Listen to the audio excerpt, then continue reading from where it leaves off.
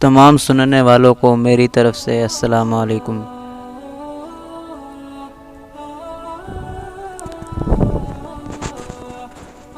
آج ہم آپ کے سامنے ایک ایسی حقیقت بیان کریں گے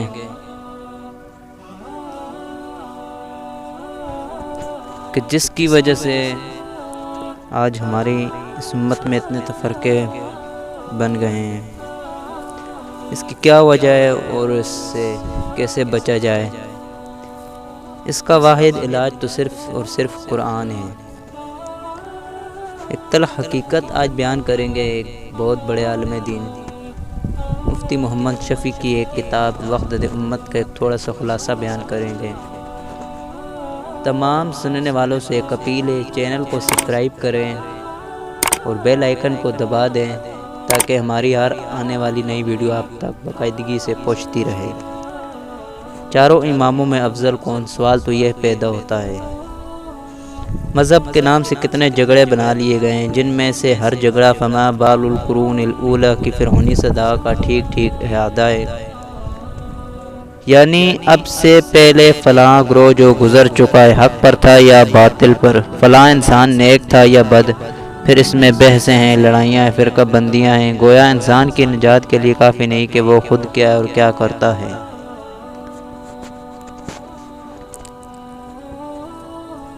وہ اس فیصلے کا بھی ذمہ دار بنا دیا گیا ہے کہ اب سے 500 برس پہلے کسی نے کیا کیا تھا اور 1000 برس پہلے کون کیسا تھا۔ پھر ہر فریق اس طرح حکم لگاتا ہے گویا خالق حقیقی کے وقت کا رجسٹر بھی پڑھ کر اٹھا ہے۔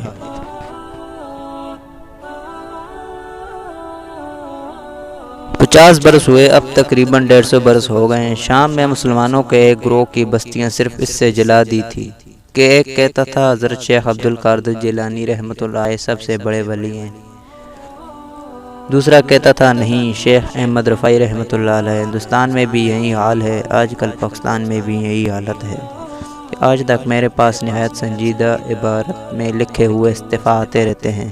ایک کہتا ہے بڑے پیر صاحب سے بڑھ کر کوئی نہیں، ایک کہتا ہے مجدد الف ثانی سے بڑھ کر کوئی بزرگ نہیں۔ نماز کس کے پیچھے جائز ہے؟ سوال تو یہ پیدا ہوتا ہے۔ ایک مرتبہ میرے جی میں آیا لکھ دوں دونوں کے پیچھے نہیں۔ فقہ کے مذاہب ارباب جب مستحسن مدون ہو گئے اور تقلید شخصی کا التزام قائم ہو گیا تو سوال پیدا ہوا ان چاروں اماموں میں افضل کون ہے؟ حضرت امام ابو حنیفہ رحمۃ اللہ علیہ یا امام شافعی رحمۃ اللہ علیہ؟ اب بحث شروع ہوئی اور بحث نے جنگ و قتال کی شکل اختیار کی۔ چنانچہ ہلاکو خان کو اسلامی ممالک پر حملے کی سب سے پہلے ترغیب خراسانیوں کے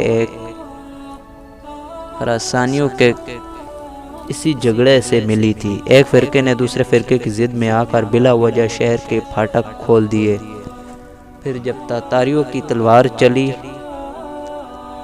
تو نہ اس سے حنفی بچا نہ شافعی بچا۔ فجاسو حلال الدیار وکان وعدم مفعولا۔ شیعہ سنی کے اختلافات نے مسلمانوں کو دو مختلف گروہوں میں تقسیم کر دیا،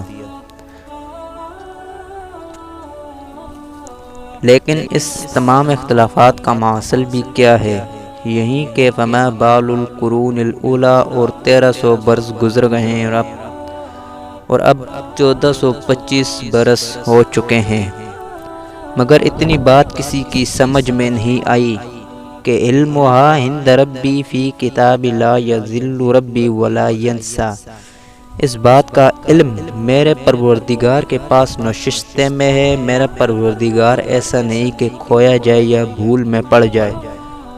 بہرحال یاد رکھنا چاہیے کہ اس طرح کی تمام کاوشوں کے اندر وہی فرعون کی مجادلانہ روح کام کرتی ہے۔ ترجمان القرآن حوالہ مولانا ابوالکلام آزاد رحمۃ اللہ علیہ۔ قرآن مجید کی نظر میں فرقہ پرستی فرعون کی ایجاد ہے۔ فرعون عوام میں تفرقہ بازی اور گروہ بندی کا بڑا ماہر تھا۔ اس نے اپنی جھوٹی خدائی کے بچاؤ کے لیے یہ ہتھ کنڈے استعمال کیے۔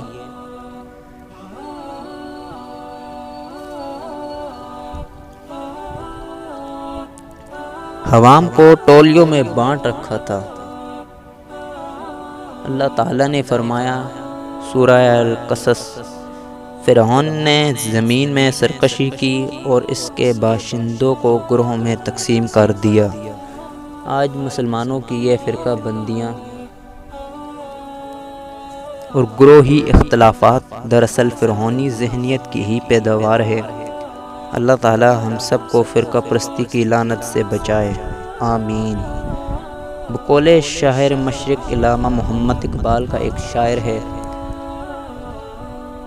منفعت ایک ہے اس قوم کی، نقصان بھی ایک ہی سب کا، نبی دین بھی ایمان بھی ایک، حرم پاک بھی اللہ بھی قرآن بھی ایک، کچھ بڑی بات تھی ہوتے جو مسلمان بھی ایک، فرقہ بندی ہے کہیں اور کہیں ذاتیں ہیں، کیا زمانے میں پنپنے کی یہی باتیں ہیں۔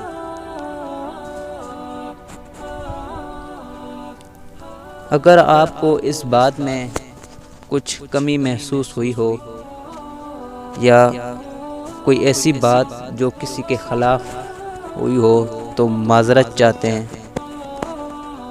اگر کسی کے دل میں یا کسی کے دماغ میں کوئی سوال ہو تو ہمارے چینل پہ آئیں، لائک کریں، کمنٹ کریں، شیئر کریں تاکہ ہماری ویڈیو بنانے میں آپ کی حوصلہ افزائی ہو۔ اسی طرح کی تمام اچھی ویڈیو ہم آپ تک باقاعدگی سے بیچتے رہیں گے۔ اسلامی معلومات کا ہر احاطہ آپ تک پیش کریں گے تاکہ سننے والوں کو کسی بھی قسم کے لحاظ سے کوئی تکلیف نہ ہو۔ معذرت چاہتے ہیں اگر ہم سے کوئی ان الفاظ میں یا ان الفاظ کو ادا کرنے میں کوئی غلطی یا کوتاہی ہو گئی ہو تو معافی چاہتے ہیں۔